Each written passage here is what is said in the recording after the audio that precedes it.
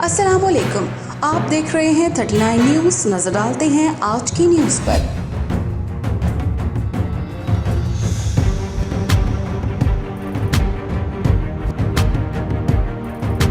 تفصیلات جانتے ہیں اپنے نمائندے سے۔